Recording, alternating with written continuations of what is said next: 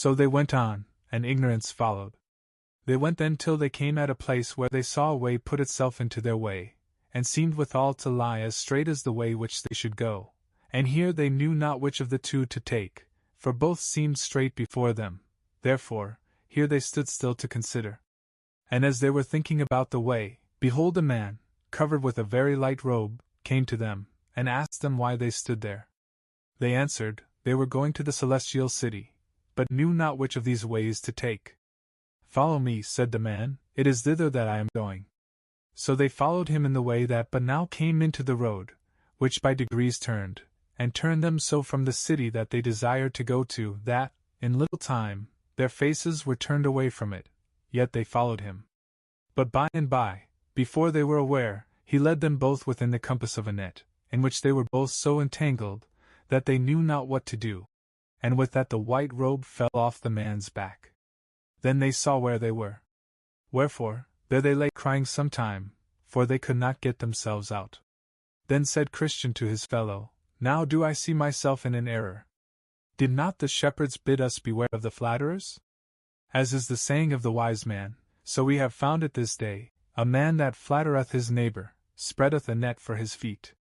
They also gave us a note of directions about the way, for our more sure finding thereof, said Hopeful, but we have also forgotten to read it, and have not kept ourselves from the paths of the destroyer. Here David was wiser than we, for, he said concerning the works of men, by the word of thy lips, I have kept me from the paths of the destroyer. Thus they lay bewailing themselves in the net. At last they espied a shining one coming towards them, with a whip of small cord in his hand. When he was come to the place where they were, he asked them whence they came, and what they did there. They told him that they were poor pilgrims going to Zion, but were led out of their way by a man clothed in white, who bid us, said they, to follow him, for he was going there too. Then said he with the whip, It is Flatterer, a false apostle, that has transformed himself into an angel of light. So he rent the net, and let the men out. Then said he to them, Follow me, that I may set you in your way again.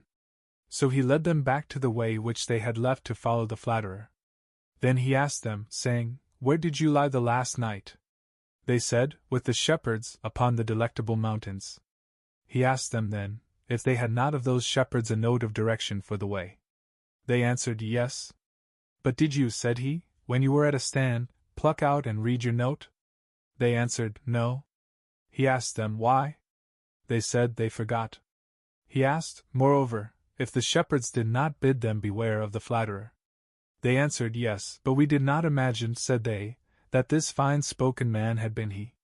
Then I saw in my dream, that he commanded them to lie down, which, when they did, he chastised them sore, to teach them the good way wherein they should walk, and as he chastised them, he said, As many as I love, I rebuke and chasten, be zealous, therefore, and repent. This done, he bid them go on their way, and take good heed to the other directions of the shepherds. So they thanked him for all his kindness, and went softly along the right way, singing, Come hither, you that walk along the way. See how the pilgrims fare that go astray.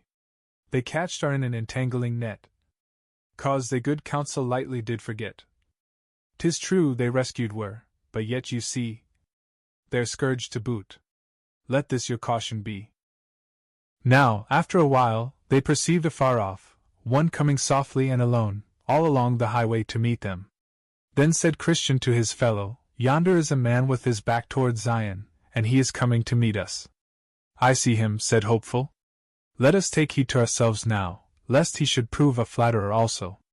So he drew nearer and nearer, and at last came up unto them. His name was Atheist, and he asked them whither they were going. We are going to the Mount Zion, said Christian.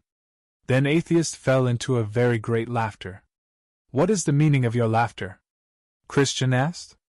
I laugh to see what ignorant persons you are, to take upon you so tedious a journey, and yet are like to have nothing but your travel for your pains, said Atheist. Why, man, do you think we shall not be received? Christian inquired. Received? There is no such place as you dream of in all this world, Atheist replied. But there is in the world to come, answered Christian. When I was at home in mine own country, I heard as you now affirm, and from that hearing went out to sea, and have been seeking this city this 20 years, but find no more of it than I did the first day I set out, said Atheist. We have both heard and believe that there is such a place to be found, Christian said. Had not I, when at home, believed I had not come thus far to seek, but finding none, and yet I should, had there been such a place to be found, for I have gone to seek it further than you.